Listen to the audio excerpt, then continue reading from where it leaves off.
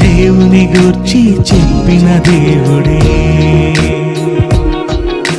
దేవుని గూర్చి చెప్పిన దేవుడే.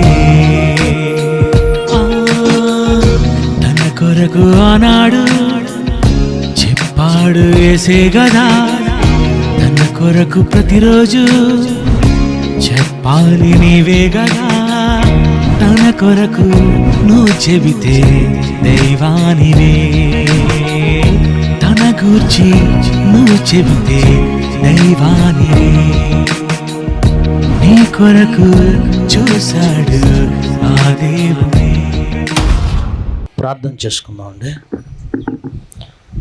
మమ్మను మిక్కిలిగా ప్రేమించిన మా కన్న తండ్రి, ఘనమైన మీ నామమునకు స్తుతి చెల్లిస్తున్నాం. సుదీర్ఘకాలం అనంతరం ఈ కోసిగి పట్టణంలో ఉన్న మీ బిడ్డలను సందర్శించి వారితో కలిసి వాక్యాన్ని పరిశోధించి చక్కటి భాగ్యాన్ని నాకును మీ పిల్లలకును అనుగ్రహించారు. వినబడుతున్న ప్రతి మాట హృదయమందు స్థిరపరచబడి మీ మాటకు అవిధేయులం కాక విధేయులమే బ్రతుకున్నట్లు మాకు సహాయం చేయండి. వినుటకు మాత్రమే పరిమితమైతే మా బ్రతుకులో శాపగ్రస్తం. జరుగుతున్న కళాశాలను దీవించమని యేసుక్రీస్తు వారి పవిత్రమైన నామమున ఈ ప్రార్థన సమర్పిస్తున్నాము తండ్రి, ఆమెన్. క్రీస్తునందు ప్రియమైన దేవుని వారలారా, ఎన్నో మంచి సంగతులు ఇప్పటి వరకు సహోదరుల ద్వారా మీరు విన్నారు.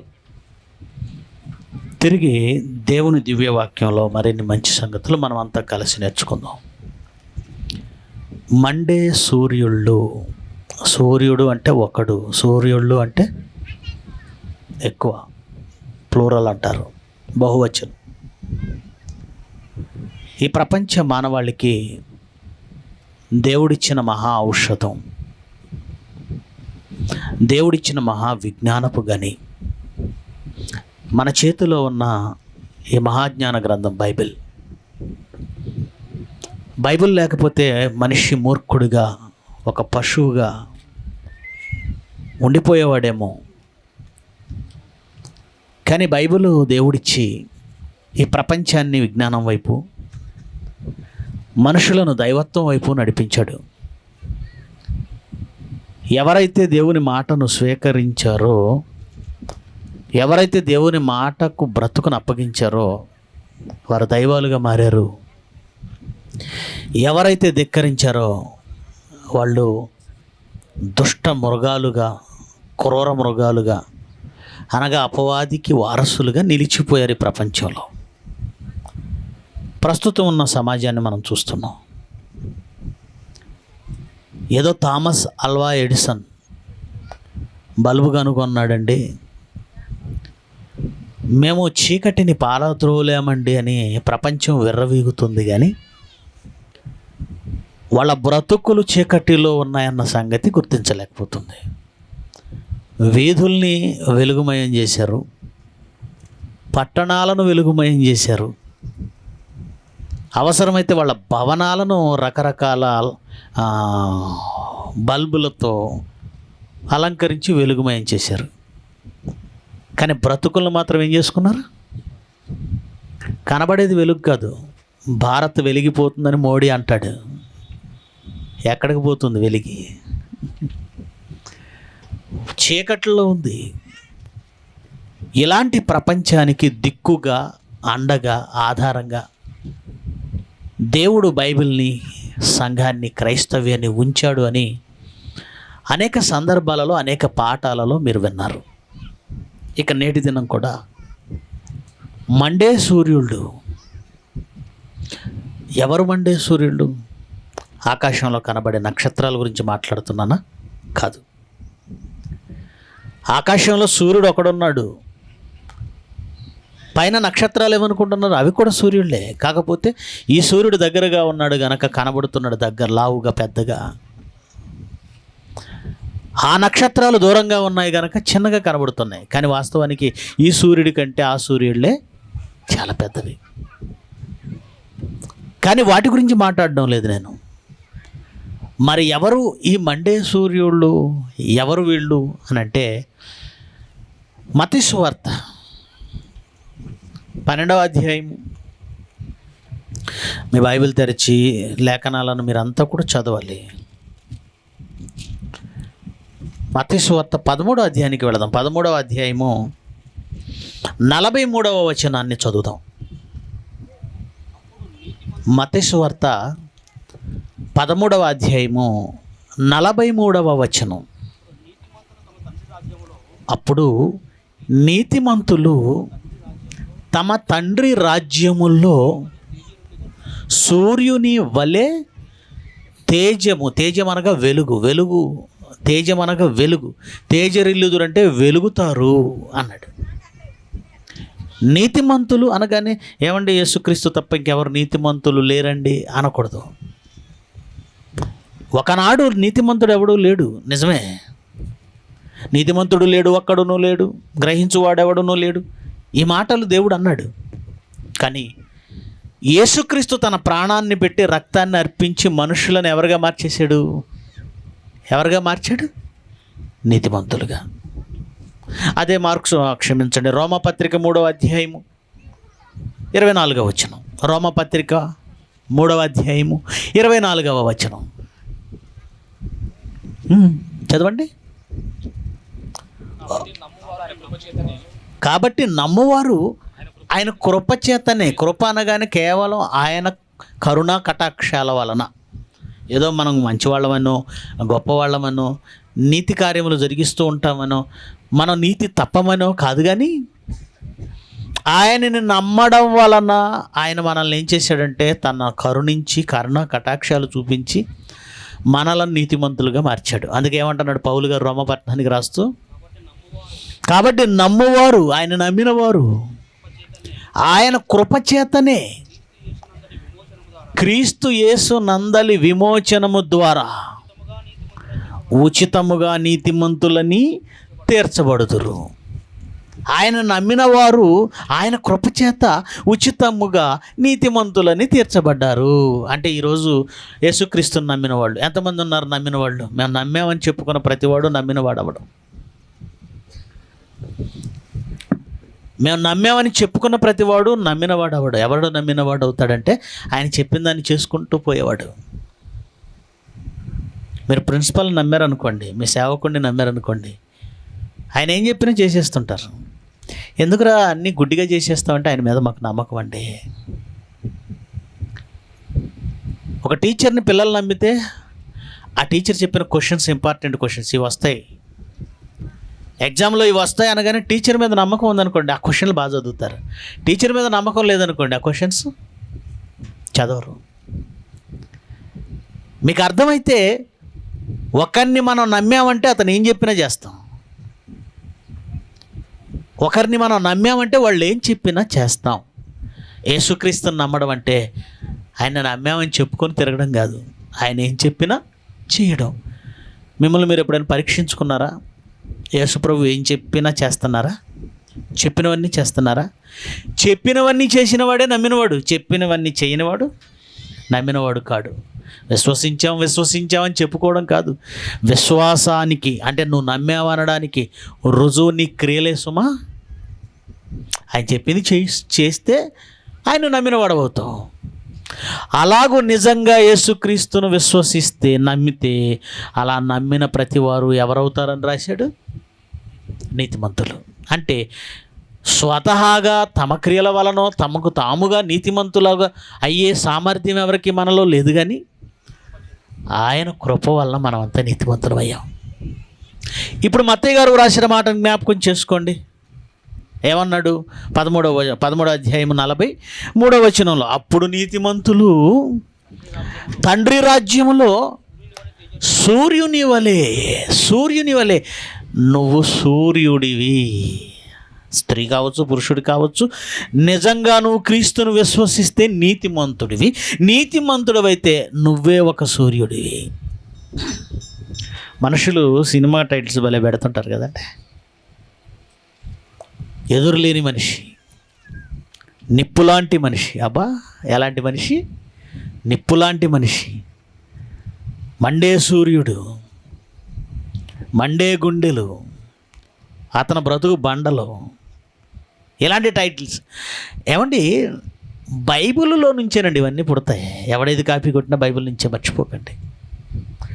నిప్పు లాంటి మనిషి, మండే సూర్యుడు, ఎవడో లోకంలో ఉన్న ముఖానికి రంగేసుకునేవాడికి పెట్టే పేర్లు కాదండి. ఒక క్రైస్తవుడు మండే సూర్యుడు, ఒక క్రైస్తవుడు నిప్పు లాంటి మనిషి, ఒక క్రైస్తవుడు ఎదురులేని మనిషి, ఒక క్రైస్తవుడు ఈ ప్రపంచానికి రియల్ హీరో. నువ్వే, స్త్రీ అయినా పురుషుడైనా క్రీస్తును నమ్మితే నీతిమంతుడివి. నీతిమంతుడవైతే నువ్వు ఎదురులేని మనిషివి, నిప్పు లాంటి మనిషివి, మండే సూర్యునివి. నేనన్నా దేవుడు రాయించాడా? వారు తమ తండ్రి రాజ్యంలో సూర్యుని వలె వెలుగునిస్తారు. ఏమండి, వెలుగునిచ్చేది ఏదైనా మండుతుంది, మర్చిపోకండి. మండే సూర్యులని ఎందుకు టైటిల్ పెట్టానంటే, నేను వెలుగునిచ్చేది ఏదైనా మండుతుంది. మండుతుందో లేదో అడగండి. కిరోసిన్ పోసి దీపం వెలిగించంటే అది వెలిగితేనే కదా వెలుతురు వస్తుంది. మండుతుందా? అది మండితేనే కదా. కిరోసిన్ మండుతుంది, ఆ మండడం వలన, మంట వల్లనే వెలుతురు వస్తుంది. క్యాండిల్ ఉంది, క్యాండిల్ని వెలిగించినా అది మండుతుంది, మండిన తర్వాతే వెలుగునిస్తుంది. మండకపోతే వెలుగునిస్తుందా? ఇస్తుందా? లేదు. చివరికి మనం పెట్టుకున్న థామస్ అల్వా ఎడిషన్ కనుగొన్నాడు బల్బునని చెప్పుకున్నామే, ఆ బల్బు కూడా మండితేనే వెలుగొస్తుంది. మండుతుందా, మండడం లేదా మీరే చెప్పండి. లోపల సన్నటి దారంలాగా రౌండ్ రౌండ్ రౌండ్ స్ప్రింగ్ లాగా ఉంటుంది. గమనించారు మీరు ఎప్పుడైనా బల్బుని దగ్గరగా? దాన్ని ఫిలమెంట్ అంటాం. ఈ ఫిలమెంట్లోనికి విద్యుత్ శక్తి ప్రసరిస్తుంది. ఆ విద్యుత్ శక్తి అక్కడికి వెళ్ళేసరికి కాస్త ఉష్ణశక్తిగా మారి దాన్ని మండిస్తుంది. అది మండుతుంది గనకనే ఆ వెలుగుని, ఆ చుట్టూ ఉన్న ఏమంటారు, ఆ గ్లాస్ ఉంది చూసారా, ఆ గ్లాసు దాన్ని, ఆ వెలుగును మరింత బ్రైట్ చేసి పంచుతుంది. అంటే నువ్వు వెలిగించే క్రొవ్వొత్తి దగ్గర నుంచి, క్యాండిల్ దగ్గర నుంచి, నువ్వు కరెంటు ద్వారా వెలిగించే బల్బు వరకు కూడా మండితేనే వెలుగుతాయి, మర్చిపోకండి. చివరికి నువ్వు చూస్తున్న సూర్యుని వెలుగు కూడా, సూర్యుడు మండితేనే వెలుగొస్తుంది. సూర్యుడు మండితేనే స్వయం ప్రకాశం. చంద్రుడు స్వయం ప్రకాశం కాదు కనుక ఏదో ఒక అద్దం ఎలాగైతే ప్రతిఫలం అంటే ప్రతిబింబం ఇస్తుందో అలా వెలుగునిస్తాడు. చంద్రుడు స్వయం ప్రకాశం కాదు. అందుకే కొన్నాళ్ళు వెలుగుతాడు, కొన్నాళ్ళు వెలగడం. నిజానికి స్వయంగా వెలుగుతున్నది ఏదైనా మండితేనే వెలుగుతుందన్నది నిజమైతే, వెలుగు రావాలంటే మండాలన్నది నిజమైతే, క్రైస్తవుడు కూడా ఈ ప్రపంచానికి వెలుగునిచ్చే సూర్యుడు. క్రైస్తవుడు కూడా ఈ ప్రపంచానికి వెలుగునిచ్చే సూర్యుడు. మరి క్రైస్తవుడు మండుతున్నాడా? మీరు మండుతున్నారా? ఏమండి, ఒక క్రొవ్వొత్తిని వెలిగిస్తే కాలుతుంది కదా, ఆ మంట వస్తుంది కదా, మంట నుండి వెలుగు వస్తుంది. మరి మనం ఎలాగండి వెలుగునివ్వగలం? మనం ఎలాగండి మండగలం? మన నుంచి ఎలాగ మంట వస్తుంది? మనం కూడా కిరోసినో లేదంటే పెట్రోల్లో పోసుకొని తగలబెట్టుకోవాలా? చచ్చిపోతాం కదా. మనం ఎలా వెలుగుతామండి? మనకెలా మంట వస్తుందండి అనుకుంటున్నారా? ఒకసారి లోకాసు వార్త దేవుడు చెప్పాడు. ఈరోజు నీతిమంతుడైన క్రైస్తవుడు దేవుని రాజ్యంలో ఎలా మండాలో, ఎలా వెలగాలో లోకాసు వార్త 24వ అధ్యాయము, లోకాసు వార్త 24వ అధ్యాయము 30వ వచనం నుంచి చదువుదాం. ఆయన మరణించి తిరిగి లేచాడు. యేసుక్రీస్తు శిష్యులను కలుసుకున్నాడు. అప్పుడు జరిగిన సందర్భం, ఆయన వారితో కూడా భోజనమునకు కూర్చున్నప్పుడు ఒక రొట్టెను పట్టుకొని స్తోత్రము చేసి దానిని విరిచి వారికి పంచిపెట్టగా వారి కన్నులు తెరవబడి ఆయనను గుర్తుపట్టిరి. అంటే అప్పటి వరకు ఆయనను గుర్తుపట్టలేదు. అప్పటి వరకు ఆయన చనిపోయాడనే ఏమంటే ఆలోచనలోనే ఉన్నారు, అదే మైండ్లో ఉన్నారు, అదే ఆ థాట్లో వాళ్ళు ఉండిపోయారు. 3 రోజుల తర్వాత ఆయన వచ్చి వాళ్ళని కలుసుకుంటే ఆయన గుర్తుపట్టలేదండి. కానీ ఎప్పుడైతే వారితో భోజనానికి కూర్చున్నాడో, ఆ రొట్టెను వారికి ఇచ్చాడో, వాళ్ళు గుర్తుపట్టారు. వారి కన్నులు తెరవబడ్డాయి. అప్పుడు వాళ్ళు ఏమనుకుంటున్నారు చూడండి. వారు కన్నులు తెరవబడి ఆయన్ను గుర్తుపట్టిరి.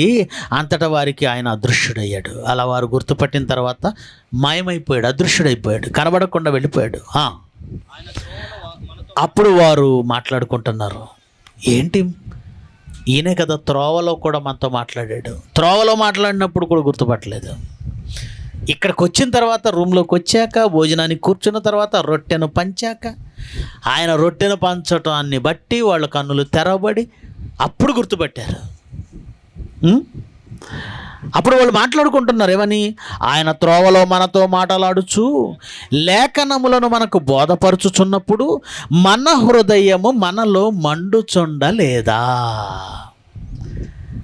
వాళ్ళ హృదయం ఏమైందట? మండింది. ఎప్పుడు మండింది? ఆయన లేఖనములను మనకు విశదపరుచుచున్నప్పుడు, బోధించుచున్నప్పుడు, ఆయన త్రోవలో లేఖనములను మనకు బోధపరుచుచున్నప్పుడు మన హృదయము మనలో మండలేదా. అంటే ఒకని హృదయము మండాలి. ఒక ఫిలమెంట్ మండితేనే వెలుగుస్తుంది. ఒక క్యాండిల్లో కనబడే ఆ వత్తి, ఆ దారం మండితేనే వెలుగొస్తుంది. ఒకని హృదయము, నీతిమంతుడైన ఒక మనుష్యుని హృదయము మండితేనే అతని నుండి వెలుగొస్తుంది. అతడు వెలిగిచ్చే సూర్యుడవుతాడు. ఎప్పుడు మండిందట శిష్యుల హృదయం? ఎప్పుడు మండిందట? లేఖనములను బోధపరచుచున్నప్పుడు. అప్పుడప్పుడు మనం కూడా నాకు మండిందండి అంటాం. ఎప్పుడైనా అన్నారా మీరు? ఎందుకనో చాలాసార్లు అంటాం, ఆమండి ఒక మాట అందండి, ఆ మాట అనగానే నాకు మండిందండి అంటారు. అబ్బా, ఎవరి మాటకు మండిందమ్మా? పక్కింటి ఆవిడ మాటకో, ఎదురింటి ఆవిడ మాటకో, ఫ్రెండ్స్ మాటకో, మీ నాన్న అన్న మాటకో, మీ అమ్మ అన్న మాటకో నీకు మండిందా? మండాల్సింది వాళ్ళ మాటలకి వీళ్ళ మాటలకు కాదు. ఎవరి మాటకు మండాలి? మాట్లాడరేంటి? లేఖనం అంటే ఎవరి మాట? దేవుని మాట. దేవుని మాటకు మీ హృదయం మండిందా? ఎవరి మాటలకు మండాలి అక్కడ మండం మనం. ఏ మాటలకు మండకూడదో వాటికి మాత్రం తగలబడిపోతుంటాం. కొంపలు కూడా తగలబడతాయి. అంతే కదండి. ఒక మనిషి మాటకు మండితే జరిగేటువంటి నష్టం మీకు తెలీదా? రెండు కుటుంబాల మధ్య గొడవలై కొట్టుకొని నరుక్కునేంత వరకు ఎందుకు వస్తుందో తెలుసా? చూడండి, మీరు టీవీ ఛానల్స్లో వచ్చే, న్యూస్ ఛానల్స్లో వచ్చే న్యూస్ని చూడండి.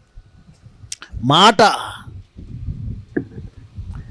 మేము బాంబే వెళితే అక్కడ చెప్తున్నారండి, చావు కబురు చల్లగా 5 రూపాయల కోసం మర్డర్ జరిగిందట. మాట పెరిగి ఏం పెరిగి? మాట ఎంత డేంజర్ అంటే మండించేస్తుంది. ఏం మండిస్తుంది? హృదయాన్ని మండిస్తుంది. అలాగూ మండినవాడే హంతకుడు అవుతున్నాడు, మర్డర్ చేసేసి. అలాగూ మండినవాడే దోపిడి దొంగ అవుతున్నాడు. అలాగూ మండినవాడే. అలాగూ సాతానుకు తెలుసు, ఈ ప్రపంచంలో అందరూ దేని వలనో వేటినో మండించేస్తారు. కట్టెలు మండించాలంటే కిరోసిన్ కావాలి, అగ్ని కావాలి. దీపాన్ని వెలిగించాలంటే అగ్ని కావాలి. కానీ ఒక మనిషి హృదయాన్ని మండించాలంటే మాట. అందుకే సాతాను ఆ మాటను ఆయుధంగా చేసుకుంది, నాలుకను ఆయుధంగా చేసుకుంది. మనుషుల హృదయాలను మండించి వాళ్ళని దుర్మార్గులుగా, హంతకులుగా మార్చింది. కానీ దేవుని పిల్లలారా, మీ హృదయము దేంతో మండాలి? దేవుని మాటకు మండాలి, లేఖనానికి మండాలి. అలా మండినవాడే వెలుగుతాడు. ఏమంటే ఎంత వెలిగించినా ఆ కొవ్వొత్తి క్యాండిల్ వెలగటం లేదనుకోండి, మండట్లేదు అనుకోండి, దాని నుంచి వెలుగు వస్తుందా? రాదు. వెలగని మండని ఆ దీపం నుంచి వెలుగు ఎలాగైతే రాదో, ఈరోజు దేవుని మాటకు మండని వెలగని వారి నుంచి వెలుగు రాదు. ఇప్పుడు మీరు మండుతున్న సూర్యుళ్ళ, ఆరిపోయిన బొగ్గుల? మీరే ఆలోచించండి. మీరు మండుతున్న సూర్యుళ్ళ, ఆరిపోయిన బొగ్గుల? మనల్ని చూస్తుంటే, మన జీవితాలను చూస్తుంటే మనం ఆరిపోయిన బొగ్గుల్లానే ఉన్నాం. మండుతున్న కణకణలాడే నిప్పులు ఎవరు? నిప్పులాంటి మనుషులు ఎవరు? నిప్పులాంటి క్రైస్తవులు ఎవరు? నిప్పులాంటి నీతిమంతులు ఎవరు? దేవుని వాక్యం చెప్పగానే, దానిని చెయ్యాలన్న మంట మంట మంట. చాలామంది మంటలు ఆరిపోయాయి. జయశైలి గారు వాక్యం చెప్పినప్పుడు తొలినాళ్ళు భలే మండుతా ఉండి టక్కన అంటుకుంటాం మంట మనం. తొలినాళ్ళలో వాక్యం తెలిసిన తొలినాళ్ళలో మనలో ఉన్న మంట ఏమిటంటే ఈ ప్రాంతానికి వెళ్ళాలి, ఆ ప్రాంతానికి వెళ్ళాలి, ఈ మనిషి దగ్గరికి వెళ్ళాలి, ఆ మనిషి దగ్గరికి వెళ్ళాలి, ఇక్కడ వాక్యం చెప్పాలి, అక్కడ వాక్యం చెప్పాలి, ఓ రూపాయి కూడగట్టాలి, దానికోసం చేయాలి, ఈ సెమినార్ చేయాలి, ఆ మీటింగ్ చేయాలి. అబ్బబ్బబ్బబ్బబ్బా వాడిని చూస్తుంటే రగిలిపోతుంటాడు. ఆ మంట ఎందుకు ఆరిపోయింది? ఇప్పుడు ఎందుకు ఎంత వాక్యం చెప్పినా ఏమంటే వాక్యం చెప్పిన తర్వాత మీ హృదయం రగిలి వెళ్ళిపోతారా? సాయంత్రానికి వాక్యం చెప్పడానికి బైబిల్ తీసుకుని వెళ్ళిపోతున్నారా? ఎప్పుడైనా మీ వాక్యం విన్న తర్వాత, ఆదివారం వాక్యం విన్న తర్వాత బైబిల్ పట్టుకొని సోమ మంగళ బుధ గురు శుక్రవారాలు సువార్త చేయడానికి వెళ్ళిపోతున్నారా? సువార్త అనగా వాక్యమైతే ఆ వాక్యము మీ నుంచి లోకానికి పంచబడాలి అంటే మొదట మీరు మండాలి. అంటే వాక్యముతో మండితే అప్పుడు వెలుగు వస్తుంది. మీ నుంచి వెలుగు రావటం లేదంటే, వాక్యం రావటం లేదంటే మీరు వెలిగారా? మండారా? అసలు మండుతున్నారా? ఆరిపోయారా? మండుతున్నారా? ఆరిపోయారా? మిమ్మల్ని మీరే పరీక్షించుకోండి. శిష్యులన్న మాట మరొకసారి చదవండి. ఆ మాటను మరలా చదవండి. 31. వారి కన్నులు తెరవబడి ఆయన గుర్తుపట్టిరి. అంతటా ఆయన వారికి అదృశ్యుడాయను. అప్పుడు వారు ఆయన త్రోవలో మనతో మాటలాడుచు లేఖనమును మనకు బోధపరుచుచున్నప్పుడు మన హృదయము మనలో మండుచుండుట లేదా? దేవుని మాట ఇక్కడ రెండు ఆలోచించాలండి. ఒకటి, అది దేవుని మాట అయితే ఖచ్చితంగా మంట పుట్టిస్తుంది. కొన్ని సంఘాలు ఉంటాయి, అరిచి అరిచి అరిచి అరిచి చెప్తారు, కానీ అక్కడ మండడం. ఇది నానిపోయిన అగ్గిపెట్టె, ఎంత గీసినా వెలగదు. పెట్టే నానిపోయింది. కొన్ని చోట్ల పుల్లలు తడిచిపోయాయి. ఏ పుల్లలు, ఏ కట్టెలు? కొన్ని చోట్ల అగ్గిపెట్టె నానిపోయింది. అంటే బోధ బాగాలేదు కనుక ఎంత గీచినా. మొన్న ఒక ప్రసంగం విన్నానండి. ఒక చోటకి వెళ్ళాం ఈ మూవీ కోసమే, ట్రైలర్ చేయించడానికి వెళితే నైట్ 12 వరకు అరిచి అరిచి అరిచి అరిచి మంచి ప్రసంగం తీసుకున్నాడండి. ఎక్కడ? ఇదిగో మరి అష్టోదు నుంచి ఎద్దుల బండి మీద దేవుని మందసాన్ని ఫిలిస్తీయులు పంపించారు. భలే ప్రసంగం ఎత్తుకున్నాడు అనుకున్నా, బాగా చెప్తున్నాడు అనుకున్నా. 5 నిమిషాల్లో మారిపోయింది. ఆ ఎద్దులు ఎవరో తెలుసా? మనమే అన్నాడు. ఓరి బాబు, ఎటు నుంచి ఎడిపోయింది ఇది? ఆ బండి ఏంటో తెలుసా? మన జీవితం అన్నాడు. చక్కగా వెళ్ళేదాన్ని ఎటు తీసుకెళ్ళాడు తెలిసి చివరికి ఎక్కడ ముగించాడు ఒక్కడికి అర్థమైతే ఒట్టు, నాకే అర్థం కాల. అంటే ఇదే పెట్టానమాట, అగ్గిపెట్టా, నానిపోయిన పెట్టా, ఇంకేం వెలుగుతాయి? ఆ టైంలో హృదయంలో మంట పుట్టించాలంటే ప్రసంగం చాలామందికి తెలియదండి, ఎటు నుంచి ఎటో తీసుకెళ్ళిపోతారు. దేని కొరకు పాఠం ప్రారంభించావో అక్కడి నుంచి ట్రాక్ తప్పిందంటే విషయం ఒక్కటి కూడా జారదు. కొంతమంది ఒక పాఠంలోనే 10 పాఠాలు మిక్స్ చేస్తారు. అయిపోయింది, ఇది నానిపోయిన పెట్టే. ఒక టైటిల్ ఇస్తే టైటిల్ మీద ఎండింగ్ వరకు నిలబడలేకపోతే ప్రసంగికుడే కాదు. మరికొంతమంది ఉంటారు, ఎన్ని మంచి ప్రసంగాలు. ఈరోజు బైబిల్ ఓపెన్ యూనివర్సిటీలో ప్రిన్సిపల్స్ మాట్లాడినా, అడిషనల్ డిప్యూటీ డైరెక్టర్స్ మాట్లాడినా, జాయింట్ డైరెక్టర్స్ మాట్లాడినా, డైరెక్టర్ గారు మాట్లాడినా విషయం ఎక్కడెత్తారో అక్కడే ఉంటారు. ఎటో పోతారా? ఎంత మంచి ప్రసంగాలు చేస్తున్నా, ఏమిరా ఇంత మంచి ప్రసంగం అన్నావు, దేవుడి కోసం నీ జీవితం అంకితం అయిపోవాలి, అర్పణ అయిపోవాలి, ఏం చేద్దాం అంటే ఏం చేస్తాం? మనం చేయగలిగిందే ఉంది, దేవుడికి తెలియదే నా దగ్గరే ఉంది, అయిపోయింది. అంటే ఎంతసేపు వెలిగించినా మండని కట్టె బొగ్గు అనమాట ఇది. దేవునికో నా దగ్గర ఏముంది అన్నామంటే ఏం లేదా? దేవుడిచ్చిన దేహం లేదా? అది విలువైంది కాదా? ఆ దేహంతో దేవునికి ఏం చేయలేవా? చాలామంది తప్పించుకునే మాట ఏంటో తెలుసా? నేను రిక్తుణ్ణి, వట్టిని, మట్టిని, పేడని, పెంటని, పురుగుని, ధూళిని,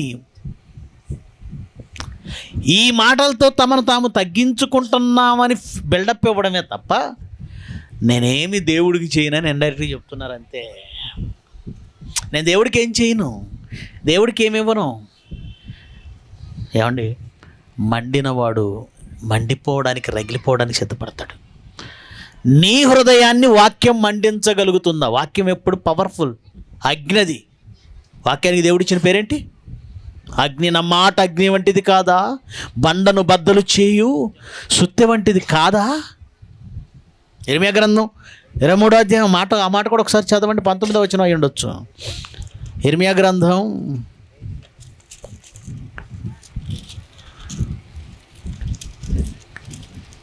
23వ అధ్యాయం 29వ వచనం. నా మాట అగ్ని వంటిది కాదా, నా మాట అగ్ని వంటిది కాదా? నా మాట ఏంటి? అగ్ని. అగ్ని దేన్నైనా తగలబెడుతుంది. అందులోనూ దేవుని మాటలో ఉన్న అగ్ని అంటే చిన్నదండి.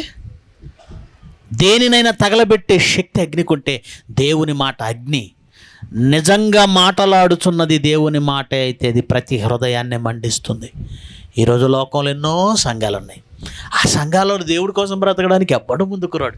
పైగా మేము ప్రార్థనకు రావడమే గొప్ప, మేము దేవుని కోసమే చాలా చేస్తున్నాం, ఆదివారం మేము గుడికి వెళ్తామండి, గుండె మీద చేసుకుని బాదుకుంటూ చెప్తారు చాలామంది. నువ్వు గుడికి వెళ్ళావమ్మా, దానివల్ల దేవుడికి ఏంటి ఉపయోగం? అంటే దేవుడి దగ్గరికి రావడం పెద్ద ఏదో దేవుడి కోసం వరగబెట్టినట్టుగా, చేసేసినట్టుగా, త్యాగం చేసినట్లుగా, సర్వాన్ని అర్పించేసినట్లుగా. ఏంటి గుడికి వెళ్ళి కూర్చొని అక్కడ వాక్యం కూడా సరిగా విన్నారు, దేవుని కోసం ఏదో చేసేసినట్టు ఫీల్ అవుతారే. ఎందుక జీవితాలు అలా ఉన్నాయంటే అక్కడ చెప్పబడేది దేవుని మాటలైతే వాళ్ళ హృదయం ఏమవుతుంది? మండుతుంది, ఖచ్చితంగా తగలబెడుతుంది, రగిలిస్తుంది. కానీ ఎందుకో లోకంలో ఉన్న సంఘాలలో మనుషులు దేవుని కొరకు మండరు, వారి హృదయం మండలేదు. ఎందుకంటే అక్కడ చెప్పేది వాక్యం కాదు కనుక, కల్తీ వాక్యం. పెట్రోల్లో కాస్త నీళ్లు కలిపారనుకోండి మండుతుంది అది. డీజిల్లో నీళ్లు కలిపారనుకోండి మండుతుంది అది. స్వచ్ఛమైన పెట్రోల్, స్వచ్ఛమైన డీజిల్ మండుతుంది. వాక్యం కూడా మండుతుంది. కానీ అది కల్తీ అయితే ఎవరిని మండించలేదు, ఎవరి హృదయాన్ని మండించలేదు. కానీ లేఖనం అయితే ఖచ్చితంగా అది అగ్ని వంటిది. ఈరోజు బైబిల్ ఓపెన్ యూనివర్సిటీ, ఇండియా ఇంటర్నేషనల్లో, సిబిటీలలో, రీసెర్చ్ సెంటర్లో మనం ఉన్న వాక్యాన్ని ఉన్నది ఉన్నట్టుగా స్వచ్ఛంగా, ఏది కలపకుండా, ఏది తీసేయకుండా వాక్యాన్ని పంచుతున్నప్పుడు, ఎన్నో ఉన్నతమైన మాటలు ప్రకటిస్తున్నప్పుడు ఎందుకు దేవుని కోసం త్యాగాలు చేయలేకపోతున్నాం? ఎందుకు దేవుని కోసం ముందుకు రాలేకపోతున్నాం? మన నుంచి ఎందుకు వెలుగు ప్రసరించటం లేదు? ఏ వెలుగు, ఎలా వెలుగు ప్రసరించాలి? ఆ వాక్యాలను విని లోకంలో ఏదో ఉద్యోగం చేయాలన్న ఆలోచనలు వదులుకున్నామండి. మేము లోకంలో ఏదో సంపాదించాలన్న ఆలోచనలు వదిలేసుకున్నామండి. జయశైలి గారు తన జాబ్కి వాలంటరీ రిటైర్మెంట్. మరికొంతమంది అయితే ఉద్యోగాలలో ఉన్న ఆ సంపాదించింది ఏదో ఆస్తులు సంపాదించుకోవాలి, కూడగట్టేసుకోవాలన్న ఆలోచనలో లేరండి. ప్రతి రూపాయి సంపాదించే ప్రతి రూపాయి దేవుని పనిలో, సభలు, కార్యక్రమాలు. పేరుకు ఉద్యోగాల్లో ఉంటారు కానీ వాళ్ళు సంపాదించుకోరు, అంతా దేవుని కోసం. ఎందుకు ఇలా? దేవుని కోసం మండడం. మరికొంతమంది అయితే నా జీవితం ఇంకేదో చేయాలి కాదు, వాక్యం మాత్రమే చెప్పాలి, వాక్యం మాత్రమే, ఇంక ఏది వద్దు, వాక్యం మాత్రమే, దేవుని కోసం వాక్యమే చెప్పాలి. జయశాలి గారు చెప్పిన ఆ మాటలతో, దేవుని వాక్యంతో రగిలిపోయిన ఎందరో ఈరోజు ప్రిన్సిపల్స్గా ఉన్నారు, కోఆర్డినేటర్స్గా ఉన్నారు, డిప్యూటీ డైరెక్టర్లుగా ఉన్నారు, లెక్చరర్స్గా ఉన్నారు, అడిషనల్ డిప్యూటీ డైరెక్టర్లుగా ఉన్నారు. మీరు దేవుని కోసం మీ జీవితాన్ని ఎలాగైనా ఎప్పుడైనా మలుచుకున్నారా? మీరు అనుకున్న లైఫ్ కాకుండా దేవుని కోసం మీ లైఫ్ని చేంజ్ చేసుకున్నారా? లైఫ్ విధానం. ఆదివారం ఒక్కరోజు చర్చికి వెళ్ళి వస్తే లైఫ్ మారటం కాదండి, మారినట్టు కాదండి. నీ లైఫ్ గోల్ ఒక డాక్టరు, ఇంజనీరు, ఒక టీచరు, ఒక లాయరు, లేదంటే ఒక వ్యాపారస్తుడు, లేదంటే ఒక మంచి ఇండస్ట్రియలిస్టు, ఆస్తిపరుడుగాను మారాలనుకున్నది దేవుని మాటలు విని ఈ జీవితాన్ని, ఆ త్రోవను మార్చుకొని దేవుని కోసం ఏదో చేయాలి. ఒక మంచి స్పీకర్ అవ్వాలి, 10 మందిని వెలిగించాలి, ఈ వాక్యంతో 10 మందిని వెలిగించాలి.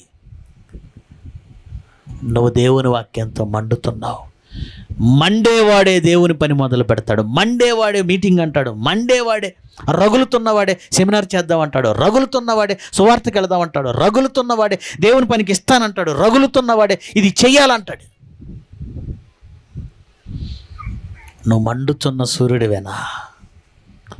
నువ్వు మండుచున్న సూర్యుడివేనా?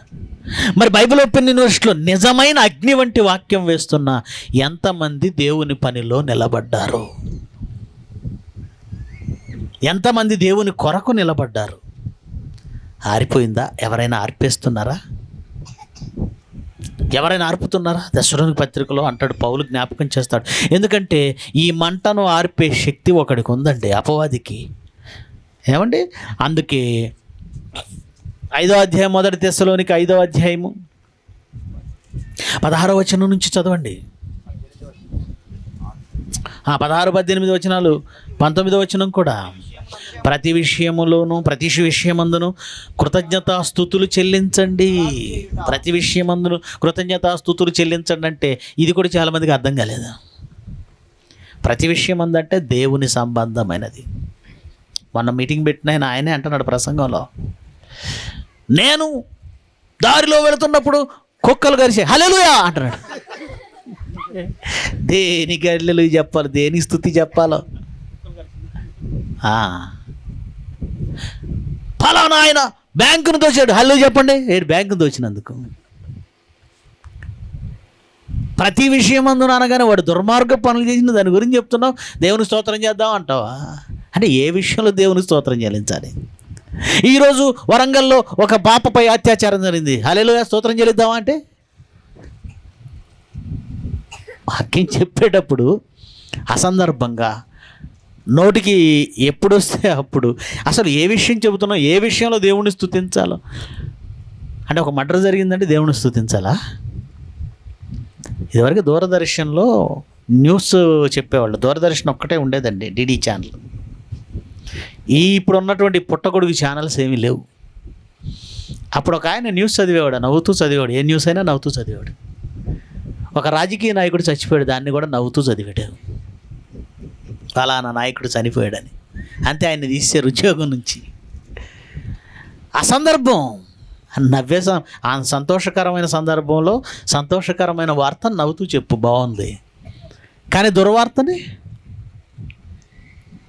అసందర్భం తెలియాలి. ప్రతి విషయం అందునంటే దేవుని సంబంధమైన మంచి విషయాలలో, వాక్యంలో, వాక్య సంబంధమైన పనుల్లో ప్రతి విషయమందు మీరు కృతజ్ఞతాస్తుతులు చెల్లించండి. ఎలాగు చేయుట యేసుక్రీస్తునందు మీ విషయంలో దేవుని చిత్తము. ఆత్మను ఏం చేయకూడదు అన్నాడు? ఆర్పకండి. ఆత్మను ఆర్పకండి అంటే దేవుడు వాక్యంతో కష్టపడి వెలిగించిన వాటిని మనమే ఏం చేస్తున్నాం? ఆర్పుకుంటున్నాం. నీ ఆత్మ, నీ హృదయము దేవుని వాక్యంతో మండుచుంటే మండుచున్నది ఏదైనా వెలుగు పంచుతుంది. మరి నీ నుంచి వాక్యం అనే వెలుగు వెళుతుందా? వెళ్ళే పద్ధతులు చాలా ఉన్నాయండి. ఏమండి, మరి నేను వాక్యం నేర్చుకొని నా నోటితో వాక్యం ప్రసంగాలు చేస్తూ వెళ్ళాలా? ఇది మరి నేను చేయలేను కదా. వాక్యము నోటితో చెప్పడము అనేది 2 విధాలుగా ఉందండి. ఒక మనిషిని నువ్వు కలిసి, నువ్వు చుట్టాలతో మాట్లాడతావు, బంధువులతో మాట్లాడతావు, మీ ఇంట్లో వాళ్ళతో మాట్లాడతావు, ఇంటి పక్కన వాళ్ళతో మాట్లాడతావు, ఎన్నో రకాలుగా రోజులో ఎంతోమందితో మాట్లాడుతూనే ఉంటావు. మాట్లాడుతూనే ఉంటారు. ఆ మాటలు దేవుని గురించి చెప్పండి. ఒక వ్యక్తి మరో వ్యక్తికి చెప్పడం, వ్యక్తిగత సువార్త. వాక్యం చెప్పడం అంటే నాలాగా వేదికెక్కే చెప్పాలి, లేదా కాలేజీలో ప్రిన్సిపల్ అయితేనే చెప్పాలి, లేదంటే మీటింగ్లో ప్రసంగం ఇస్తేనే చెప్పాలి, మైక్ ఉంటేనే చెప్పాలి. అది వేరే, సెకండ్ లెవెల్ అది. మేమంతా కూడా స్టార్టింగ్ జయశాలి గారి ప్రసంగాల్లో ఏమన్నా వేదిక మీద చెప్పేసాం అనుకుంటున్నారా? లేదండి. నేను మీలా కూర్చొని నేర్చుకున్నప్పుడు ఆ మాటలకు మండాం మేము, రగిలాం మేము. ఇంటికి వస్తే చాలు ఎవరో ఒకరి దగ్గరికి వెళ్ళడం, మాటలు ప్రారంభించడం, సందర్భాన్ని బట్టి దేవుడి గురించి ప్రస్తావించడం, దాని నుంచి బైబిల్లోనికి లాక్కు రావడం. ఇలా ఎంతమందిని వ్యక్తిగతంగా 2008 సంవత్సరం 2006 సంవత్సరం జయశాలి గారి దగ్గరికి నేను స్పీకర్గా వచ్చింది. 2000 సంవత్సరం నుంచి 2006 సంవత్సరాలు, అంటే 7 సంవత్సరాల పాటు నా సువార్త అంతా వ్యక్తిగత సువార్తే. వ్యక్తిగతంగా మాట్లాడుతూ, చిన్న చిన్న మీటింగ్స్ మేమే ఏర్పాటు చేస్తూ, చిన్న బాక్సులు మేమే బస్సులో ఎక్కించేసుకున్నప్పుడు చాలా చిన్నవాళ్ళం అండి. చదువుకునే టైము, చేతిలో డబ్బులుండే, జేబులో డబ్బులు ఉండేవి కావు. జేబులో డబ్బులు లేనప్పుడు మా ప్రయాస ఏంటో తెలుసా? మీకు తెలుసో లేదో, విజయవాడ మంగళగిరి, నేను ఉండే ప్రాంతం నుంచి విజయవాడలో బైబిల్ కాలేజీ 2004లో 15 కిలోమీటర్లు ఉండేదండి. ఆ 15 కిలోమీటర్లో సైకిల్ వేసుకొని వెళ్ళేవాడిని తెలుసా మీకు? స్టూడెంట్ నేను అప్పుడు. స్టూడెంట్ అంటే బస్ పాస్ మాత్రమే ఉండేది. కొన్నిసార్లు ఆ bus pass up and down మాత్రమే చెల్లేది. ఏమంటే అన్లిమిటెడ్ తీసుకోవాలంటే డబ్బులు ఎక్కువ కడితే అన్లిమిటెడ్ ఎన్నిసార్లు అయినా తిరగవచ్చు.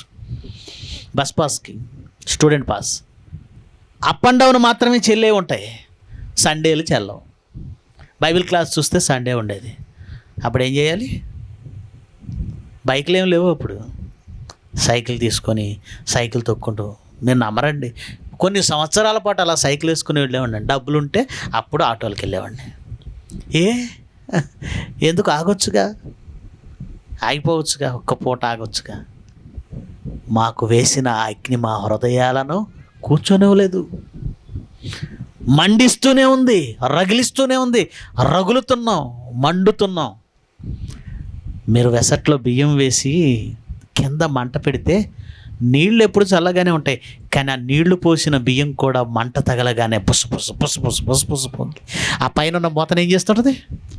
ఎగరగొట్టేస్తుందా? మండేది ఏదైనా పొంగుతుంది, ఎగరగొట్టేస్తుంది.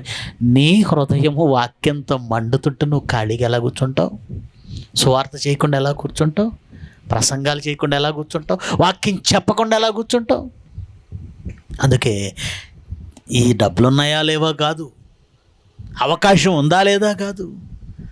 సైకిల్ దొరికినా వెళ్ళేవాళ్ళం. కొన్నిసార్లు మీటింగ్ అయిపోతే ఏమి లేకపోతే నడిచి 10 కిలోమీటర్లు నడిచిన రోజులు కూడా ఉన్నాయి నాకు. నిజం చెప్తాను. ఈరోజు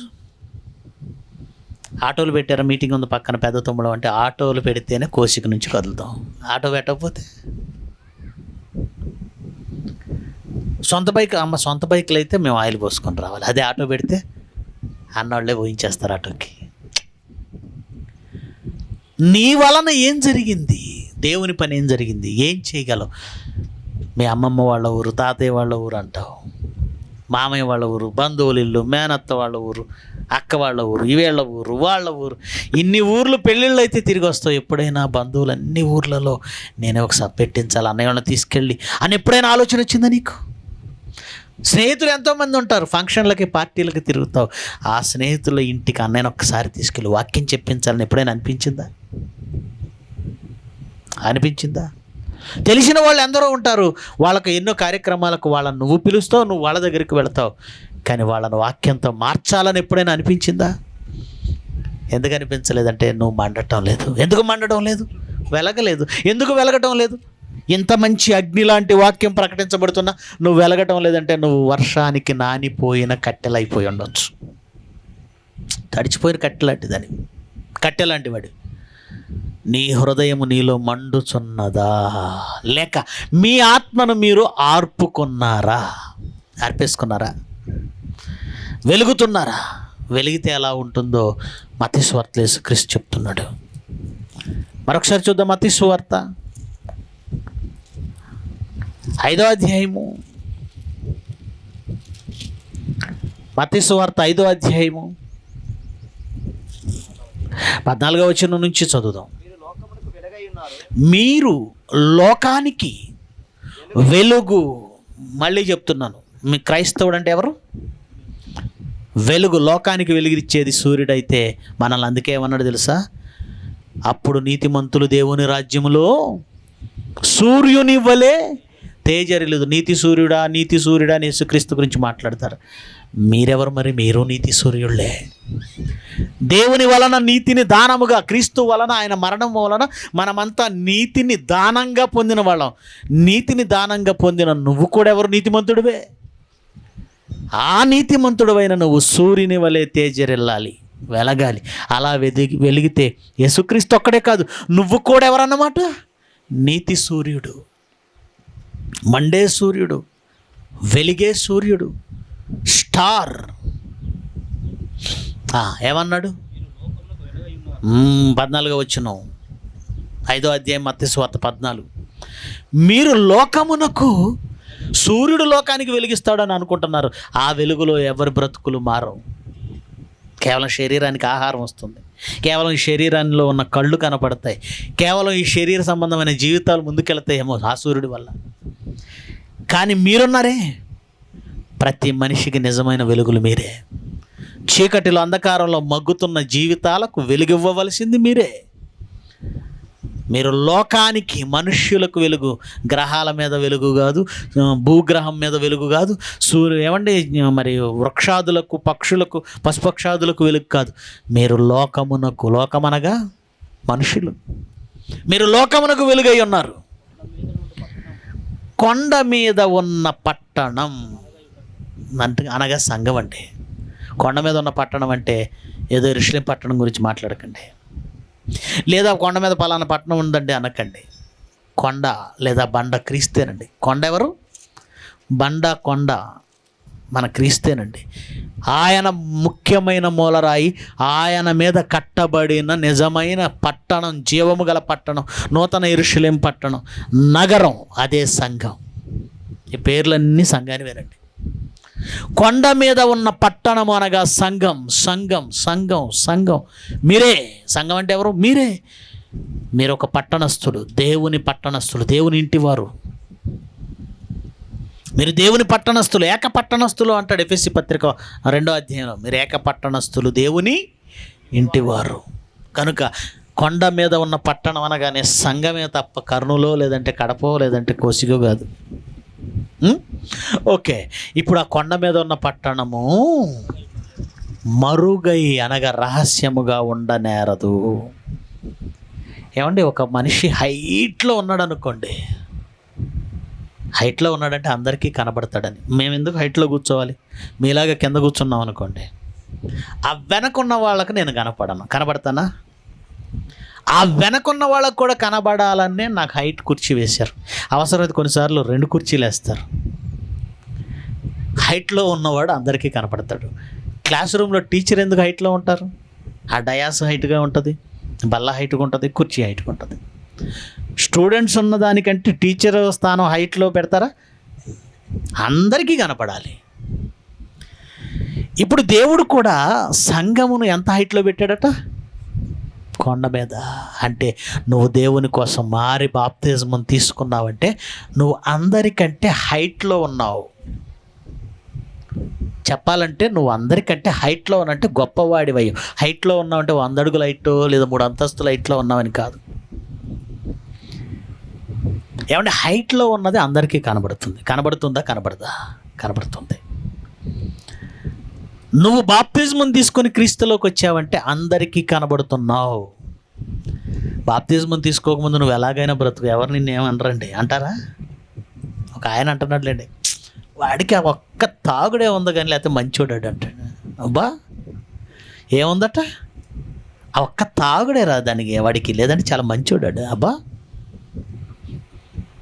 వాడికి ఆ వ్యభిచారం, ఆ పిచ్చి ఒక్కటే ఉంది కానీ లేతాడు మంచోడే అండి. అబ్బా, అదొక్కటే కానీ లేతాడు చాలా మంచోడు. వాడికి ప్యాకాట ఉంది, అదొక్కటేలే కానీ చాలా మంచోడు. లోకం ఎలాంటిదంటే నువ్వు దేవుడిలోనికి రాకముందు వ్యభిచరించినా, దొంగతనాలు చేసినా, మోసాలు చేసినా, ఏమంటే తాగినా, తిరిగినా ఏదో కోణంలో మంచోడనే అంటారు, పోగొట్టుకోరు, కలుపుకుంటారు. కానీ ఒక్కసారి నువ్వు దేవుడిలోనికి వచ్చావా 1000 కళ్ళు నిన్ను చూస్తుంటాయి. చిన్న పొరపాటు చేసావా 1000 నోళ్ళు నిన్ను ఆడిపోసుకుంటాయి. ఆడిపోసుకోవా? నువ్వు వాళ్ళకంటే ఎత్తులోకి వచ్చావు, గొప్పవాడి అయ్యావు. దేవుడు నిన్ను గొప్పవాడిని చేశాడు. లోకంలో వాళ్ళతో కలిసి ఉన్నప్పుడు నువ్వు ఎంత పాపం చేసినా నిన్నేమనాలి? ఆ లోకస్తులు దేవుడిలోకి వచ్చిన తర్వాత పొరపాటు చేసావంటే 10 నోళ్ళు నిన్ను మాట్లాడతాయి. కనుక నువ్వు పట్టణంలో ఉన్నావు, దేవుని సంఘంలో ఉన్నావు, అంటే హైట్లో ఉన్నావు, కొండ మీద ఉన్నావు. క్రీస్తు పేరు నీకు పెట్టబడింది, క్రైస్తవుడు. చిన్న పేరు కాదు అది, క్రైస్తవుడు. ప్రధానమంత్రి మనిషి అనగానే, ఏమండి నేను ప్రధానమంత్రి మనిషిని అనుకోండి, మీరు నన్ను చూసే విధానం వేరు. సామాన్యమైన మనిషిని అనుకోండి, మీరు నన్ను చూసే విధానం. ఈరోజు మీరు నన్ను ప్రేమిస్తారు, నన్ను గౌరవిస్తారు, నన్ను ఆదరిస్తారు, నాకు ఆతిథ్యం చేస్తారు. నేను యూనివర్సిటీ మనిషిని, పిడి సుందరరావు గారి మనిషిని. అదే అసలు ఏమీ లేని సాధారణమైన మనిషిని అనుకోండి, మీరు పట్టించుకుంటారా? క్రైస్తవుడి అయ్యావంటే నువ్వు క్రీస్తు మనిషివి. క్రీస్తు ఎవరు? ప్రధానమంత్రి అంత చిన్నోడు కాదు, ముల్లోకాల నేలే చక్రవర్తి, లోకరక్షకుడు. ఆ పేరంటే ప్రపంచానికి ఆడలు. క్రీస్తు అన్న పేరు వింటే ఏమంటే తాసుపాము దొక్కినట్టు లేస్తుంటారు చాలామంది. ఆ పేరుకున్న వివాదం అలాంటిది, ఆ పేరుకున్న పేరు అలాంటిది, ఆ పేరుకున్న పవర్ అలాంటిది, ఆ పేరు అంటే మనుషుల్లో ఉన్న భయం అలాంటిది. ఇప్పుడు నువ్వెవరు మనిషివి? క్రైస్తవుడు అవగా నువ్వెవరు మనిషివి? క్రీస్తు మనిషివి గనక లోకం నిన్ను చూస్తుంది, అంతెత్తును చూస్తుంది. కనుక కొండ మీద ఉన్న పట్టణం మరుగై ఉండనేరదు. నువ్వు క్రైస్తవుడు అయిన తర్వాత నా జీవితాన్ని ఎవరికో దాచేస్తాను అనుకోకు. దాచేసిన దాగనిది క్రైస్తవుడి జీవితం, లైఫ్. కనుక నేను ఎలాగైనా తప్పు చేసి ఎవరు చూడటం లేదు అనుకోకండి. నువ్వు కొండ మీద ఉన్నావు, ఏం చేసినా కనపడతావు. అర్థమైందా? నువ్వు కొండ మీద ఉన్నావు, ఏం చేసినా కనపడతావు. గనుక జాగ్రత్త. కొండ మీద ఉన్న పట్టణం మరుగై ఉండనేరదు. కనుక మనుష్యులు దీపము వెలిగించి కొంచెము క్రింద, అంటే ఈ కొంచెం అంటే ఒక గొయ్యి లాంటిది, ఒక దీని లాంటిది, ఒక పాత్ర లాంటిది. పాత్ర కొంచెం అంటే పాత్ర, దాన్ని బోర్లించేసి ఎలా పెట్టేసాం అనుకోండి, దాని కింద పెడితే వెలుగు కనబడుతుందా? కనబడదు. దీపము వెలిగించిన ఏ మనిషి అయినా కొంచెం కింద దాచేయడు, లేదంటే ఒక గుంటలో పెట్టేయడు. ఎక్కడ పెడతాడు? ఇంట నుండి వారందరికీ వెలుగివ్వాలంటే అది కొంచెం కింద ఉండాలా, అన్నిటికంటే పైన ఉండాలా? దీపస్తంభం. దీపస్తంభం మీద పెట్టుదురు మనుషులు. దీపస్తంభం మీద పెడతారు కదా. దేవుడు కూడా కొండ మీద పెట్టాడు మిమ్మల్ని. ఎందుకు పెట్టాడు? వెలిగిస్తారని. ఒక లైట్ను పైన ఎందుకు పెడతారు? ఒక దీపాన్ని పైన ఎందుకు పెడతారు? అందరికీ వెలుగు రావాలంటే దీపం పైనే ఉండాలి. సంఘము అనే ఈ పట్టణాన్ని దేవుడు కొండ పైన పెట్టాడంటే మీ నుంచి ఏం రావాలి? వెలుగు, లోకానికి వెలుగు. అందుకే మనుష్యులు మీ సత్క్రియలను చూచి పరలోకమందున్న మీ తండ్రిని మహింపరచునట్లు వారి ఎదుట మీ వెలుగును ప్రకాశింపనివ్వండి. నిజంగా మీలో వెలుగుంటే, ఆ వెలుగు మండుతుంటే, ఆ వెలుగు లోకానికి ఏమవుతుందట? ఆ వెలుగు లోకానికి ఏమండి, చీకటిగా ఉన్న వాళ్ళ దగ్గర మీరు టార్చ్ లైట్ వేసి చూపించారనుకోండి, ఏమంటారు? కరెంటు పోయింది సడన్గా, వాళ్ళు ఏదో పని చేస్తున్నారు, మీరు వెంటనే సెల్ ఫోన్లో లైట్ వెలిగించి చూపించారనుకోండి, ఏమంటారండి వాళ్ళు? థ్యాంక్స్ భయ్యా, థ్యాంక్స్ బ్రదర్, థ్యాంక్స్ సిస్టర్ అంటారా? అనరా? ఇప్పుడు లోకానికి కూడా, లోకం అంతా చీకటిమయం. అలాంటి లోకానికి మనం వెలుగు చూపించాలి. వెలుగేంటి? వాక్యమే. వాళ్ళ బ్రతుకెందుకో తెలియదు, ఈ భూమి ఎందుకుందో తెలియదు, ప్రకృతి ఎలా వచ్చిందో తెలియదు, మనుషుల జీవితాలు ఎలా ఎందుకున్నాయో తెలియదు, ప్రకృతిలో జీవరాశులన్నీ ఎందుకు మనిషికి మాత్రమే లోబడుతున్నాయో తెలియదు, వాళ్ళు ఎందుకు చావాలో తెలియదు, చావు తర్వాత ఏం జరుగుతుందో తెలియదు, చావుకు అర్థమో తెలియదు, మరణిస్తే మళ్ళీ బ్రతుకుతామని తెలియదు, మరణించిన తర్వాత భయంకరమైన పాతాళం ఉందని తెలియదు. ఏమీ తెలియని వాళ్ళ బ్రతుకులకి నువ్వు సమాధానంగా నిలవగలవు, వాళ్ళ జీవితాలకు వెలుగు చూపించగలవు. అప్పుడు వాళ్ళు ఏం చేస్తారట? మీ సత్క్రియలను చూసి పరలోకమందున్న తండ్రిని ఏం చేస్తారు? ఏమండి, ది పవర్ ఆఫ్ నెగటివ్. ఒక సినిమా తీస్తున్నాడు బైబిల్ ఓపెన్ యూనివర్సిటీ నుంచి. సినిమా అనగానే ఏమంటే తప్పుడు ప్రేమ కథలు, సినిమా అనగానే ఆ తప్పుడు వ్యామోహ సంబంధమైన, సెక్స్ సంబంధమైనవి, లేదంటే ఆ వైలెన్స్ ఇలాంటి చెత్త కాదండి, ఇలాంటి చెత్త కాదు. లోకాన్ని అపవాది ఎలా మోసం చేశాడో, అపవాది మాయలో లోకం అంతా వాడి వెనక ఎలా వెళ్ళిపోతుందో, చివరికి దేవుణ్ణి నమ్ముకున్న వాళ్ళు కూడా ఎలా మోసపోయారు, దయ్యం పేరుతో ఏదో సమాధుల్లో ఉన్నదాన్ని ఎలా చూపిస్తున్నారు, అసలు దయ్యం ఏంటో ఇదంతా తెలియచేయడానికేనండి ఈ మూవీ. ఇప్పటికీ 1.5 కోటి ఖర్చు అయిపోయింది, ఇంకొక 80 లక్షల ఖర్చు ముందుంది. ఈ సబ్జెక్టు చెప్తున్నప్పుడు అండి, నిజంగా దయ్యం అంటే ఎలా ఉంటుందని చెప్తున్నప్పుడు సినిమా వాళ్ళు లోకస్తులే కదండి, బైబిల్లో ఎలా ఉంటుందా సార్? ఎలా ఉంటుందా? సూపర్ అండి, వండర్ఫుల్ అండి. ఎవరిని మహింపరుస్తున్నారు వాళ్ళు? దేవుణ్ణి. అంటే ఈ సినిమా స్టోరీ జస్ట్ కొద్దిగా చెబితేనే బైబిల్ ఎంత గొప్పదా, ఎలా ఉంటుందా, దేవుడు ఎలానా అని వాళ్ళు ఆశ్చర్యపోతున్నప్పుడు, ఈ మూవీ అంతా ఒక చక్కటి స్క్రిప్ట్ మొత్తం కంప్లీట్ అయిపోయి ప్రపంచ ప్రజల మధ్యకు వెళితే దేవుడు అంటే ఏంటో, దయ్యం అంటే ఏంటో, మనుషుల బ్రతుకులు ఎందుకు ఇలా అయిపోయాయి, ఈ ప్రపంచం ఎందుకు ఇలా మారిపోయిందో మనం చూపిస్తే ఖచ్చితంగా ప్రతి నోరు ఎవరిని ప్రస్తుతిస్తుంది, ఎవరిని పొగుడుతుంది, ఎవరిని మహింపరుస్తుంది? బైబిల్ని మహింపరిచారు అంటే ఎవరిని మహింపరిచినట్లు? తండ్రి అయిన దేవుణ్ణి, క్రీస్తుని. గనుక ఏమంటే నేను ఆలోచించానండి, లాక్డౌన్లో నేను చాలా ఆలోచించానండి. రామచంద్రపురం ప్రేమన్న మీ అందరికీ తెలుసు. ఎంతమందికి తెలుసు రామచంద్రపురం ప్రేమన్న? మీలో చాలామందికి తెలుసు. లాక్డౌన్ టైంలో ఆయన మరణించారండి. ఆ వయసు చిన్నదే. అలాగే ఎంతోమంది చిన్నవాళ్ళు చచ్చిపోయారు. నాకు అప్పుడు నిజంగా భయం వేసిందండి. ఎందుకు? నేను చచ్చిపోతానని కాదండి, చనిపోయేలోపు నేను రెండింటిని ముగించి చచ్చిపోవాలి అనుకున్నాను. ఒకటి, హిస్టరీకి సంబంధించిన ఒక సబ్జెక్ట్ నోట్స్గా రాయాలి. ఒక ఇర్మియా ఉన్నాడు, ఇర్మియా గ్రంథాన్ని పూర్తి చేసి చచ్చిపోకపోతే ఇర్మియా పని అసంపూర్ణమే. మధ్యలో ఆ గ్రంథాన్ని రాజు తగలబెట్టాడు, ఆయన మళ్ళీ రాశాడు. అంటే ఇర్మియా జీవితానికి, ఇర్మియాకున్న టార్గెట్ లక్ష్యం ఏంటో తెలుసా? ఆ గ్రంథాన్ని పూర్తి చేయటం. యెషయాకి ఆ గ్రంథాన్ని పూర్తి చేయటం, అదాని టార్గెట్. దేవుడు నా జీవితానికి కూడా ఒక టార్గెట్ పెట్టాడు. జయశాలి గారి జీవితానికి ఆయన ఎన్నో సింహగర్జన పుస్తకం రాశాడు, ఆయన టార్గెట్ పూర్తయింది. మనలాంటి వాళ్ళందరినో ఆయన సంపాదించాడు. మరి నాకు ఏ టార్గెట్ లేదా? ఊరికే చెప్పుకుంటూ వెళ్ళడమేనా? ఈ ప్రపంచానికి తెలియవలసిన హిస్టరీ, రియల్ హిస్టరీ ఉంది, అదొక పుస్తకంగా రావాలి. రెండవది, జయశాలి గారు ఒక కోరిక కోరారు.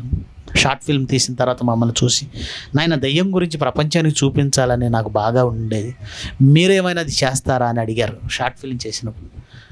అదొక టార్గెట్. ఎప్పుడైతే ప్రేమను చనిపోయాడో నాకు అనిపించింది, ఈ రెండు టార్గెట్లు పూర్తి అవ్వకుండా నేను చచ్చిపోతే నా పని అసంపూర్ణం అవుతుంది. అంతే, వాక్యం నాలో మంట రేపింది, స్టార్ట్ చేశాను. ఏమండి, 27, 28, 29 తేదీల్లో హిస్టరీ పుస్తకం మీ ముందుకు రాబోతుంది, April. At the same time daddy అనుకున్న దాన్ని నేను చేయాలనుకున్నది, ఈ దుష్ట అంటే ఎవరు? Power of negative. Positive energy అంటే దేవుడు, నెగిటివ్ ఎనర్జీ అంటే దయ్యం, సాతాను.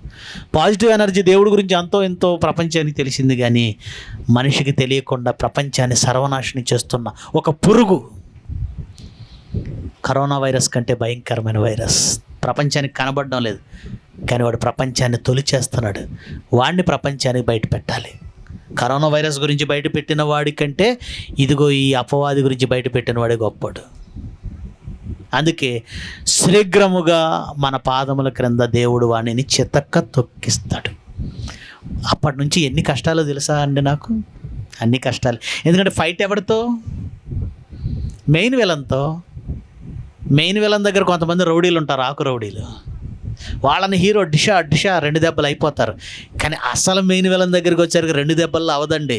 వాడు వెళ్ళేసరికి ఎక్సైజ్ చేస్తుంటాడు, కండలు చూపించేస్తుంటాడు. వాడితో ఫైట్ కనీసం పావు గంట ఉంటుంది. ఎందుకు? Main villain. ఇప్పుడు మనం ఢీ కొట్టింది ఎవరిని? చిన్న విలన్నా మెయిన్ విలన్నా? మెయిన్ విలన్నే. చిన్నగా లేవండి, కష్టాలు చిన్నగా లేవు. ఎలాగైనా వాడిని బయట పెట్టాలని నేను అనుకుంటే ఇప్పటికి 1.5 కోటి అయిపోయింది. ఫైనాన్స్ చేయాల్సిన ఫైనాన్స్ వాళ్ళు ఎవరు ముందుకు రావట్లేదు. ఇంకా సుమారుగా ఇంకొక 80 లక్షలు కావాలి అది బయటికి రావాలంటే. అది బయటకు వస్తే నా బ్రతుకు బండారం బయటపడుతుందని వాడు అనుకుని ఎన్ని టార్గెట్లు అంటే, ఎన్ని కష్టాలంటే, ఎన్ని ప్రాబ్లమ్స్ అంటే, నేను అలిసిపోలేదు. అలిసిపోయి ఇంటికి వెళ్ళిపోతానేమో అనుకున్నాడు, అలిసిపోయి ఆగిపోతానేమో అనుకున్నాడు. చాలామంది ఇంకా ఆపేసి నువ్వు మాత్రం ఏం చేయగలవు. సహకారం ప్రారంభంలో వారానికి 2 లక్షలు 3 లక్షలు వచ్చేసేది. ఇప్పుడు లేదు, అస్సలు లేదు, తగ్గిపోయింది. పేర్లు చదువుతూ ఉంటేనే మనం కూడా పంపించడానికి ఉత్సాహం వస్తుంది, మండుతుంటాం. అక్కడ పేర్లు చదవకపోతే అయిపోయింది, ఉత్సాహం నీరు గారిపోయింది. నేను మాత్రం నీరు గారలేదండి, వెనకడుగు వేయలేదండి. బయలుదేరదాం యుద్ధానికి దేవుని పిల్లలందరినీ మళ్ళీ రేపుదాం. యుద్ధానికి బయలుదేరాను నిన్నటి నుంచి. మీ హృదయాలను వాక్యంతో మండిస్తున్నాను. అపవాదిపై చేసే ఈ యుద్ధంలో వెనక్కు తగ్గి వెళ్ళిపోతారా? లేక నాతో పాటు అపవాదిని బయట పెట్టడానికి ముందుకు వస్తారా? యుద్ధంలో రగలాలి, మండాలి. ఆ సత్క్రియలను చూసి ఎందుకు చేయాలి? అందరిలా నేను కూడా హ్యాపీగా ఉండొచ్చు, అందరిలా నేను కూడా బిల్డింగ్ మీద బిల్డింగ్ కట్టేసుకోవచ్చు. కానీ ఉన్న బిల్డింగ్ తాకట్లో పెట్టేశాను. మీకు తెలుసో లేదో, నేను వేసుకొచ్చిన కారు కూడా ఉండదండి, అమ్మేశాను, ఆల్రెడీ అమ్మేశాను. వాళ్ళని రిక్వెస్ట్ చేసి 10 రోజులు ట్రిప్కి వెళ్ళాలి అని అడిగి తీసుకొచ్చాను, కారు లేదు, అమ్మేశాను. ఏమో ఇంకా అవసరం, ఇంకా ఇప్పటికే 50 లక్షల వరకు అప్పుల్లోకి వెళ్ళిపోయాను. అయినా విడిచిపెట్టాలని నేను అనుకోవటం లేదండి. ఎందుకంటే దేవుడు ఉన్నాడు, ఆయన ముందుకు తీసుకెళ్తాడు, ఆయన మనల్ని వదిలేయడు. ఈ విశ్వాసం మనం వదిలేస్తావేమో అని సాతానుగాడు అనుకుంటున్నాడు. వీడు వదిలేసి నన్ను చిన్నపుచ్చుతాడా అని దేవుడు చూస్తున్నాడు. ఇప్పుడు మనం ఏం చేయాలి? తీరని కష్టం అయిపోయింది గనక, ఇక ముందుకెళ్ళని పరిస్థితి గనక దేవుడికి మాత్రం తెలియదా? నాకు ఇక అయిపోయింది, అస్సలు ఏమీ లేదు, దేవుడు మాత్రం ఏమనుకుంటాడు, నన్ను ఏమంటాడులే అని నేను వదిలేస్తానేమో అని దేవుడు కూడా చూస్తున్నాడు. ఇలా వదిలేసి నన్ను అవమానపరుస్తాడా లేక నిలబెడతాడా? మనం ఏం చేయాలి? వదిలేయాలా? జయశాలి గారు అలా వదిలేయటం నేర్పలేదండి. నాగటి మీద చెయ్యి వేసి వెనక చూచువాడు నాకు పాత్రుడు కాడు. చాలామంది కొంతమంది అన్నారట్లండి, డబ్బులు లేనప్పుడు ఎందుకు, ప్రిన్సిపల్స్లోనే కొంతమంది అన్నారట, డబ్బులు లేనప్పుడు ఎందుకు అన్న వదిలేయచ్చు కదా. అన్ని డబ్బులతోనే జరుగుతాయా? డబ్బు ఉంటే జరుగుతుందా? నా దగ్గర డబ్బులు లేకపోవచ్చు, కానీ సంఘం అంతా కలిస్తే ఏమండి 10,000 మంది విద్యార్థులు ఉంటారండి యూనివర్సిటీలో. డాడీ వాక్యం వినేవాళ్ళు 10,000 మంది లేరా? దేశవ్యాప్తంగా, ప్రపంచవ్యాప్తంగా. ఒక్కొక్కరు ఒక నెల 500, ఇంకో నెల 500, మొత్తం ఒక మనిషికి 1000 రూపాయలు ఎంత అవుతుందో తెలుసా? 1 కోటి రూపాయలు అవుతుంది. చక్కగా అయిపోతుంది. కాకపోతే మనం ముందుకు రావట్లేదు అంతే. గడ్డి పరకలన్నీ కలిస్తే మదపటేనుగునైనా బంధించవచ్చని పుస్తకాల్లో చదువుకోవడమేనా? దాన్ని ఏమైనా అమల్లో పెట్టేది ఉందా? నీ హృదయము మండుచున్నదా? అయితే లోకాన్ని వెలిగించడానికి ఏ సాహస కార్యానికైనా ముందుకొస్తాం, ఏ సాహస కార్యమైనా చేస్తాం. ఈ సాహసాలు మాకెందుకులేండి, వాక్యం చెప్పమంటే చెబుతాం వచ్చి, మా రూపాయి ఖర్చు అయ్యే పని అయితే చెయ్యమండి, వినమంటే వింటామండి, అది కూడా మాకు ఆటో పెడితే వస్తామండి. ఇలాంటి వాళ్ళు ఎవ్వరూ పరలోకానికి వెళ్ళరు. దేవుడి కోసం నీ జీవితం హారతి కర్పూరంలో కరిగిపోతుందా? కొవ్వొత్తిలా కరిగిపోతుందా? కరిగిపోతాం. ఎవరు మాత్రం చావకుండా ఉంటారు? ఎవరైనా చావకుండా ఉండేవాళ్ళు ఉన్నారా? యేసుక్రీస్తు హారతి కర్పూరంలో కరిగిపోయి 33.5 ఏళ్ళకి చనిపోయాడు. మనకు దేవుడు ఒక 60 ఇచ్చి ఉండొచ్చు, ఏమో నేను ఇంకొంచెం ముందే చచ్చిపోవచ్చు, మీరు చచ్చిపోవచ్చు. కానీ చనిపోయేలోపు మాత్రం దేవుని కోసం మండి రగిలి చచ్చిపోవాలి. ఎందుకు పనికిరాని నానిపోయిన కట్టెలాగా పారేయకూడదు. రగలాలి, మండాలి. ఆ మంటతో మండినంతసేపు అయినా వెలుగునివ్వాలి. ఆరిపోతే మరొకరు మండుతారు. నేను ఆరిపోయేలోపు 10 మందిని వెలిగించాను. ఒక కొవ్వొత్తి ఆరిపోయేలోపు 10 కొవ్వొత్తులు వెలిగించింది అనుకోండి, ఇది అయిపోయేలోపు మిగతాయి మండుతుంటాయిగా. ఆ మండుతున్న మరికొన్ని కొవ్వొత్తుల్ని మండిస్తాయిగా, మరికొన్ని క్యాండిల్స్ని, మైనపు ఒత్తులు. గనుక మండుతున్న నువ్వు 10 మందిని మండిస్తావు. మండుతున్న వాడే లీడర్ అవుతాడు 10 మందిని మండిస్తూ. అలా మండని వాడే ఎవరికి ఏం చెప్పలేడు, ఎవరిని కంట్రోల్ చేయలేడు, ఎవరికి నాయకుడు కాలేడు. మండుతున్నవాడు 10 మందిని మండించి రగిలించి దేవుడి పనిలో నడిపిస్తాడు. ఓకే, చివరి మాట ఒకటి చూపించి ముగించేస్తాను. హెబ్రీ పత్రిక 6వ అధ్యాయం. మీరు మండుతున్న సూర్యుళ్ళేనా, ఆరిపోయిన బొగ్గు లాంటి కట్టెల్లాంటి వాళ్ళ? హెబ్రీ పత్రిక 6వ అధ్యాయము 4వ వచనం. దేవుని వాక్యమును అగ్నితో ఒకసారి వెలిగింపబడి పరలోక సంబంధమైన వరమును రుచి చూచి పరిశుద్ధాత్మలో పాలివారై దేవుని దివ్య వాక్యమును రాబో యుగ సంబంధమైన శక్తుల ప్రభావమును అనుభవించిన తర్వాత తప్పిపోయిన వారు తమ విషయములో దేవుని కుమారుని మరలా సిలువ వేయు బాహాటముగా ఆయనను అవమానపరుచుచున్నారు. గనుక మారు మనసు పొందినట్లు అట్టి వారిని నూతనపరచుట. వెలుగుతున్నావా, ఆరిపోయావా? ఒక్కసారి వెలిగించబడ్డావు వాక్యంతో, అక్కడ నుంచి నువ్వు వెలుగుతుంటే నీ వలన 1, 2, 3, 4, 5, 6, 10 మంది, 20 మంది. ఏమన్నా బాప్తిజం తీసుకున్న దగ్గర నుంచి సంఘాన్ని వదిలిపెట్టలేదండి. మంచిదమ్మా, వెరీ గుడ్. ఇది కాదు మాకు కావాల్సింది, దేవుడికి కావాల్సింది నీ వలన ఎంతమంది మళ్ళీ సంఘానికి వచ్చారు. అంటే నువ్వు మండుతున్నావు గనకనే, నువ్వు వెలుగుతున్నావు గనకనే మరొకరిని వెలిగించావు, సంఘానికి తీసుకొచ్చావు. నేను వస్తున్నానండి 20 ఏళ్ళ నుంచి, కానీ ఎవరిని తీసుకురాలేదండి. అయితే నువ్వు వెలిగితే ఎంత, వెలగకపోతే ఎంత? అర్థమైందా? అగ్గిపుల్ల ఇలా వెలగగానే టక టక టక అంటిస్తుందా? మరి నువ్వు వెలగగానే ఏం చేయాలి? ఆరిపోయేలోపు, నీ బ్రతుకు అయిపోయేలోపు ఏం చేయాలి? కనీసం 10 మందిని వెలిగించగలవా? వెలిగించు. ఒకసారి వెలిగింపబడి పరలోక సంబంధమైన వరమును రుచి చూసి పరిశుద్ధాత్మ వరంలో పాలివారై రాబో యుగ సంబంధమైన శక్తులు, దేవుని శక్తి, ఆ ప్రభావం అనుభవించి ఆరిపోయావా? నిన్ను నూతన పరచుట. ఎన్నిసార్లు చెప్పినా ఈ వాక్యం మాకు తెలిసిలే అంటాడు, వెళ్ళి పడుకుంటాడు. ఈ క్యాండిడేట్ ఎవరన్నమాట? ఆరిపోయాడు. ఇక తన నూతన పరచడం అసాధ్యం. ఎన్ని వాక్యాలని చెప్పని దేవుడికి ఉపయోగపడ్డావు, చెప్పిన వాళ్ళకి మార్కులు ఇస్తుంటాడు కూర్చొని, అంతే. అయిపోయింది, ఇది ఆల్రెడీ ఆరిపోయింది. మీరు అలాగ ఉండకండి.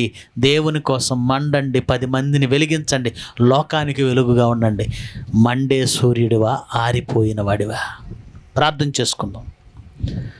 మహోన్నతుడు మా తండ్రి, లేఖనము విశుద్ధపరచుతున్నప్పుడు శిష్యులు అన్నమాట, మా హృదయము మాలో మండింది అని. లోక సంబంధమైన వ్యర్థమైన మాటలకు రగిలిపోయే మనుషులు మీ మాటకు రగిలి తమ జీవితాలను మండించుకొని అనేకులకు వెలుగునిచ్చే దీపముగా, దివ్యగా, హారతిగా తమ జీవితాలను మార్చుకోలేకపోతున్నారు. మీ పిల్లలు అలాగ ఉండకూడదని, 10 మందికి వెలుగునిచ్చే దీపంగానే వారి బ్రతుకులు మండిపోవాలని, మండి ఆరిపోవాలే తప్ప, అనేక మందిని వెలిగించి ఆరిపోవాలే తప్ప వృధాగా ఈ బ్రతుకులను ఆర్పుకోకూడదు. మీ పిల్లల మనం విన్న మాటలను వారి హృదయంలో స్థిరం చేయండి. మీ మాటకు తల వంచి తమ బ్రతుకులను మార్చుకునే అవకాశం ఇవ్వండి. కోసిగిలో జరుగుతున్న సంఘాన్ని, సంఘ కాపరిని, కళాశాలను దీవించండి. రాత్రికి జరగబోయే సభలో తోడుగా ఉండండి. చేరువచ్చిన ప్రతి బిడ్డను దీవించండి. ఇంత మంచి వాక్యంతో మమ్మల్ని రగిలించి మండించిన మీ కుమారుడు జయశాలి గారికి ఆయురారోగ్యాలు ప్రసాదించమని యేసుక్రీస్తు వారి పవిత్రమైన నామమున ఈ ప్రార్థన సమర్పిస్తున్నాము తండ్రి. ఆమెన్. మీ అందరికీ వందనాలు.